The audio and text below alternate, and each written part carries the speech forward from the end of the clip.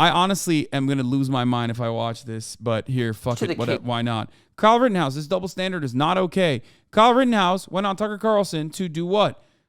You might have guessed it, to defend Governor Greg Abbott. I suspect, I haven't seen this yet, okay?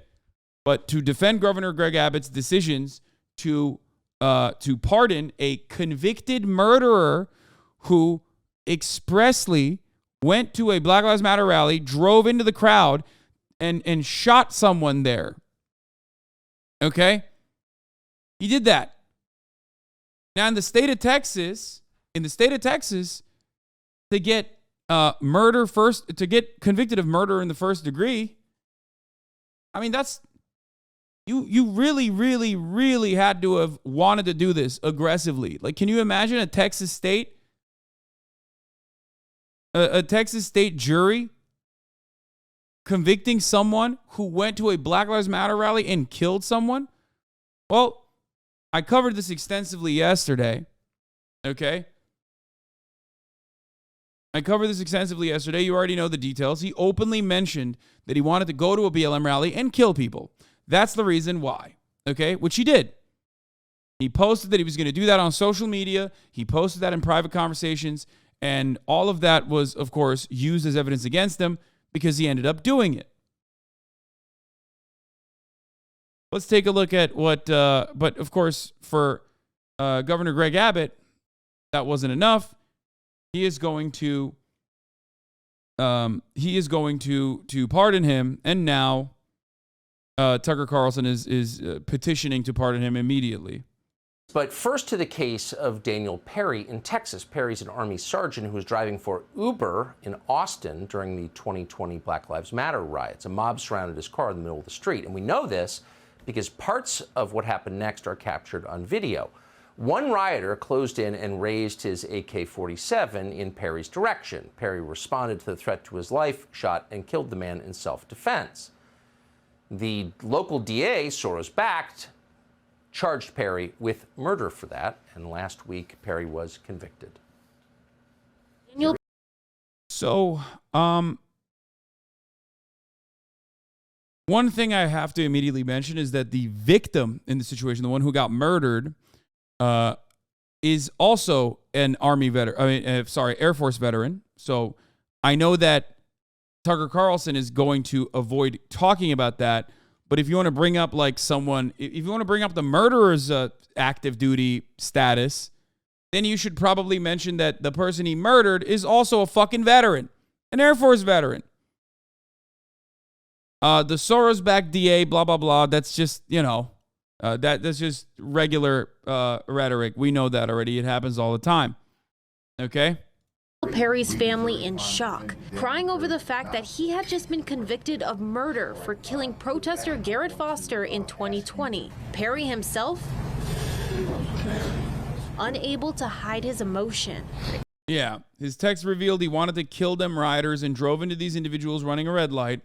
That is exactly what happened. Yes, those are incredibly important points that the jury saw and decided he was guilty of the act of murder. So you can fucking cry about it all you want, bitch. And Tucker Carlson can cry about it all he wants. But that is the reality. It was premeditated, too. Hugging his attorney as he cried. State, is there a motion? The state wasting no time. Jury, I'm asking the defendant be remanded into custody at this point. Perry was turned over into the custody of the Travis County Sheriff's Office, handcuffed instantly. So you're not allowed to defend yourself against BLM rioters, even when they point a rifle at you. That's the lesson. But of course, that lesson is incompatible with justice. And so to his credit, the governor of Texas, Greg Abbott, has announced that he will pardon Daniel Perry. It's a little more complicated in Texas. Perry is behind bars tonight, but the governor has instructed the Pardons Board to work on an expedited review. That's required by law in Texas in order for a pardon to occur. But he is pardoning this man. That is obviously the right thing to do. George Soros can't. Yeah, totally. It's the right thing to do. You know, when people go out, say that they're going to do a murder, end up doing the murder itself, okay? As long as, like, they are killing the bad guys in the eyes of Tucker Carlson, like, that's justifiable. Because that's the future that they want. The law should always work in their favor. That's it.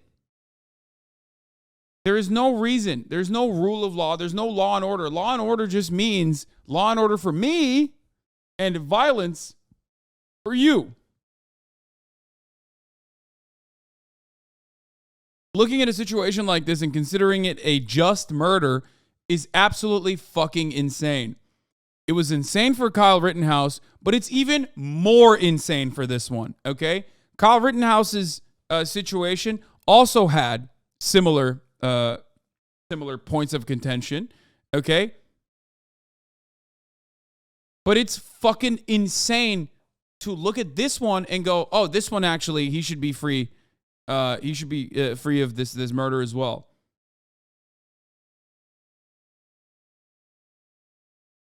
Pay for people to put his political opponents in jail and then have a Republican governor ignore it. It's outrageous.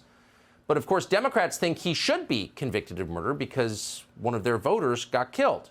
Now, everyone involved in this was the same color, white. But of course, Greg Abbott is a racist for some reason for pardoning Perry. Watch this.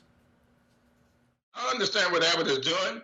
So much of this here, go back to Galveston, Texas, and you're going to find out what happened. Remember, it was in Texas that black folks were kept into slavery over 2 years after they had been freed. This is what we're dealing with in this country. This is why you ended up having a Black Lives Matter protest in the first place. Seemingly, the Republicans do not believe in being hard on crime when it comes to certain folk, right? Seemingly, they only want to be hard on crime when they are poor, when they are black, when they are brown. If Daniel Perry gets pardoned for murder in Texas, it'll really only be because he killed the right kind of person, the person that right-wingers don't care about. That is a Black Lives Matter protester.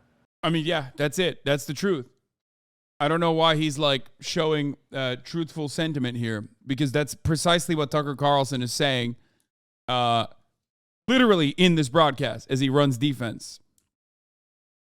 I don't get it.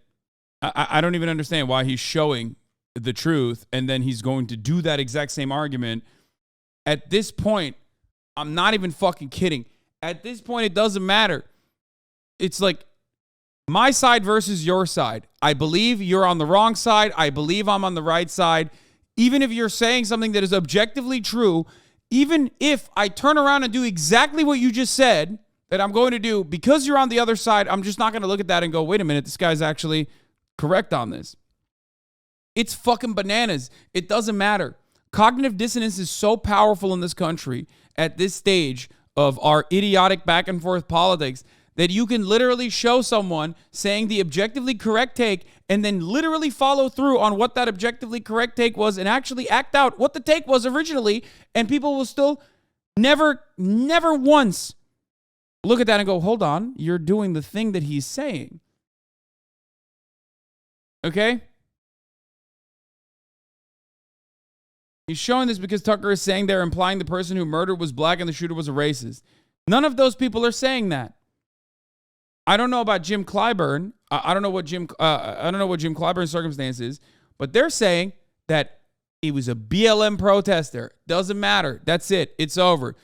You are a BLM counter protester. You wanted to go there and kill BLM protesters. You ended up killing a BLM protester. That's it. That's it. You don't want Black Lives Matter protesters to exist. You want Black Lives Matter protesters to be shot and killed, or at the very least, driven over, okay?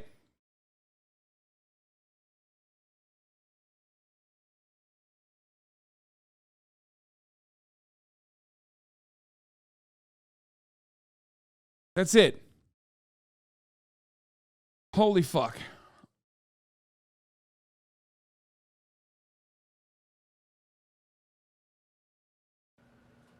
But the guy who was shot was white. Like, this is insane. And by the way, Congressman Clyburn.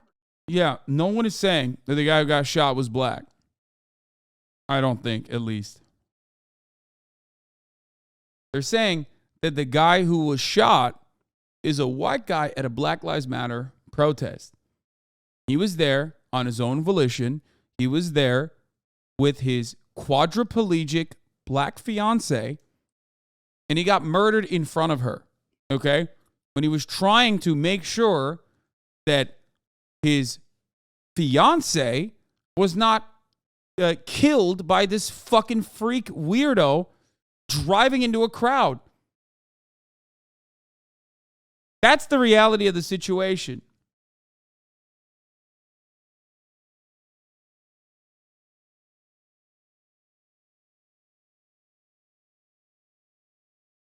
You don't have to be black to go to a Black Lives Matter protest. Okay? It's called solidarity. It's so odd. And like, it doesn't even matter. The component, the BLM component in this circumstance, the BLM component in this circumstance is only utilized as a defense for what he was doing. Okay? Like, there is no situation where you could just drive into a fucking crowd with your car, take your gun out and shoot someone in that crowd, and then get away with it. That's it. That, like, what the fuck do you mean? That's what you did. You're defending a guy who did that. And the only reason why they're defending the guy who did that is because it was a BLM protest. That's it. And BLM protests are scary and bad. On the wrong side of politics on that one. Does not get the credit that he deserves for being completely dishonest, ignoble, and also totally corrupt. He was promoting his daughter for government jobs. So the Texas Pardons Board is now reviewing Daniel Perry's pardon. They're not watching MSNBC, we hope. But we wanted to speak to one of the few people who knows tonight what Daniel Perry is going through, sitting behind bars for defending himself. Kyle Rittenhouse lived that experience. He joins us tonight. Kyle Rittenhouse, thank you so much for coming on. Thank you for having me, Tucker. So here you have a guy, I don't think there's really any debate. The protester who was killed raised a rifle at him, is exactly what happened with you. How do you think Daniel Perry feels tonight sitting in jail? I can only imagine. He's probably sitting there wondering what happened. He defended himself. He knows what he did was right. You have a man with an AK-47 and over 120 rounds of ammo on his person, dressed... Wait, I'm confused. So in Kyle's situation, people actually being fearful of Kyle running around with an assault rifle is ridiculous. That's why he should be not guilty, okay? But when the other side is a Black Lives Matter protester and he has a fucking rifle that's on his goddamn chest, okay, then he is actually guilty because, so it's always whoever is the BLM protester. That's the double standard? What the fuck? He said it's a scary rifle. Bitch, that was the entire point of why people were fucking chasing you. What the fuck? Bro, don't call it an assault rifle law. If that's your takeaway from this fucking circumstance, you need to suck on yours, okay? That's it. That's all I'm going to say.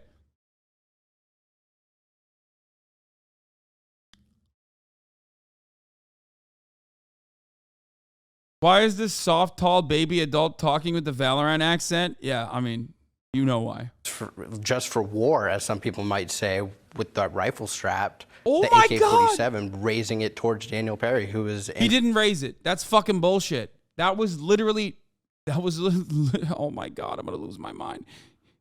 He did not raise his rifle. That is not true.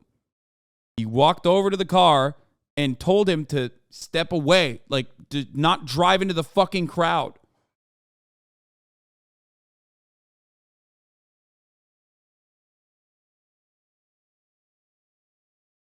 He did not.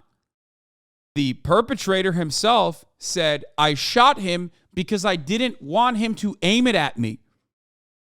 Like, he openly, in his interrogation, said originally that he shot him before the other guy could do anything because he was scared. The rifle had no bullet in the chamber and the safety was on. Shut the fuck up. These are important parts of this conversation. Of course, none of those parts will be brought up in this situation because these are fucking demons. Their goal is not to parse through the truth and arrive at what actually happened on that night. The goal is to just cut propaganda.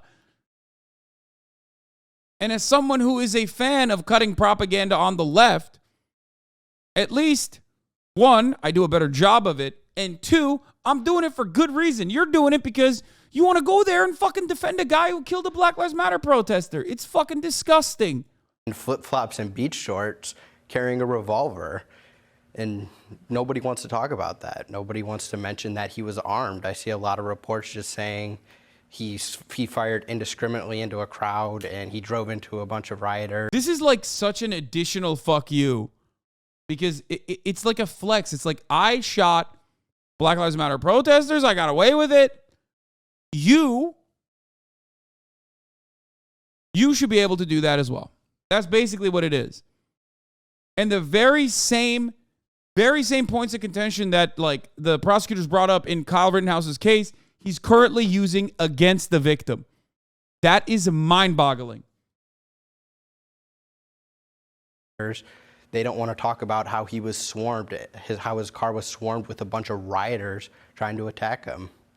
As he was driving for Uber, I mean, the least powerful person in our society, attacked by one of the worst people in our society who's out there rioting. As in your case, you were trying to defend a used car lot, and a convicted child molester tried to kill you, and they took the convicted child molester's side. Do you see parallels here? Afabsolutely, and you see the double standard in this case. People aren't talking about the fact of the second person who attacked Daniel Perry. After Sergeant Daniel Perry defended himself against Garrett Foster, he was then shot at 3 times. I can't believe that we can say that, like, without even laughing or without even cracking a smile, that like Kyle Rittenhouse was protecting a used car lot. Man, sometimes I hate this country, bro. I mean, this is it. By a person who was never charged by the Travis County DA. Somebody who recklessly fired a slew of shots at Daniel Perry's car, and they don't want to. Oh my God, I can't believe he's saying this. I can't believe he's the one saying this. Bro, what the fuck are you talking about? You literally did that. Like, you did that and got away with it. What the fuck are you? Oh my God. Now we're going to have the expert on getting away with murdering protesters, comment on a guy murdering protesters, fucking psychotic. Yeah, no, it's insane. They don't want to talk about that. They don't want to talk about the recklessness of that, and they don't want to charge him. It's a double standard, and it's not okay. He fired 3 shots in the middle of a city, but that's totally fine. Okay. Kyle Rittenhouse, thank you. Bro, he fired 3 shots in the middle of the city? Brother, how about the other guy who fired 5 shots and killed someone that you're currently defending? Oh my God. Oh my God. Okay, let's move on to fucking Bud Light and make fun of these idiotic conservatives for a little bit because I'm going to fucking lose it, dude. Holy fucking Lord. Oh my Jesus Lord. Oh, yay. This is so fucked up, dude. It is so incredibly fucked up.